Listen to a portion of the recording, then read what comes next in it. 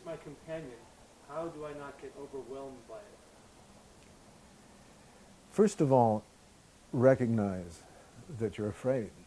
Recognize the fear. Oftentimes we fear fear, as if to look at it straight in the face is even more terrifying than recognizing that we are maybe freaking ourselves out. And this is one of the great difficulties of our time, because we're constantly inundated by secondary media, by media that is always about be afraid, worry about this, resolution is through violence. There is a need to be brutal. But this is not actually primary data. This is a type of secondary data. And that's why a lot of this is about, it's not to do away with these influences, it's to balance them. Because if we think about this sense of what we ultimately are trying to do is to bring ourselves to a condition where we finally have offloaded a lot of the things to be afraid of.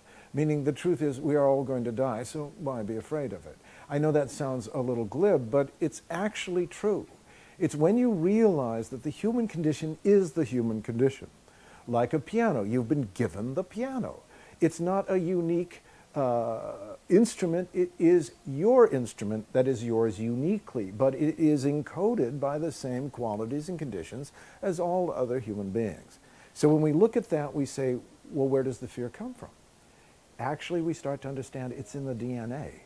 It's much deeper than just a type of reflective surface. But secondary media draws this panic response out of us, so we're constantly on guard.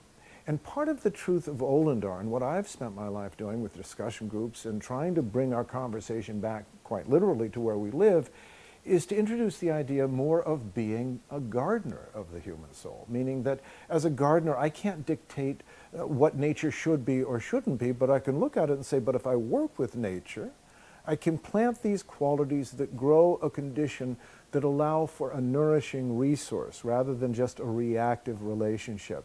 And this is why you can't kill fear. You can't get rid of fear. You have to assimilate fear. You have to essentially digest it so it's no longer has a hold on you. These energies are not abstract or objective. Essentially, they are living, and everything alive in you wants expression. This is why my joke was when people say, Leigh, be yourself, and I always thought, well, which one?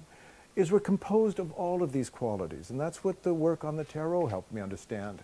We're composed of all of the characters in the play. Essentially, like Shakespeare, they're all inside of us. And that's why it's about organizing our relationship with our imagination, about understanding what we are willing to take in as primary data, and beginning as human filters, or as I like to say, we live, so we're livers, we detoxify the psyche by living it. That it's not to get out of the condition, but to actually understand that as you deal with your own fear and say, I don't need that anymore, I assimilate it. I've actually taken a deep breath and gone through it. It no longer has a hold on me. Well, if you realize that's part of the DNA, you're doing more work than just for yourself. You're actually helping the larger genetic code realize that the fear is not the key. The fear is the trigger. It's the catalyst. And this is what I think about the times we're in, that seemingly brings so much fear to our front door, but it says, no, mark where you live, where you are. Let your experience be the center of who and what you are.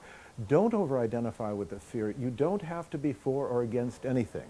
A bit like being on the Titanic, the left and the right of the boat don't matter. It's the iceberg we have to deal with. And the iceberg here is saying, don't keep trying to get somewhere. Look to who you love and who you know. You are the lifeboat you have been looking for. And guess what? You will survive the storm. You will understand that this sinking of an old ship actually allowed you to arise in your ship and to finally be home in your heart, to say, I no longer have to be afraid of the world because I'm cultivating it. Thank you.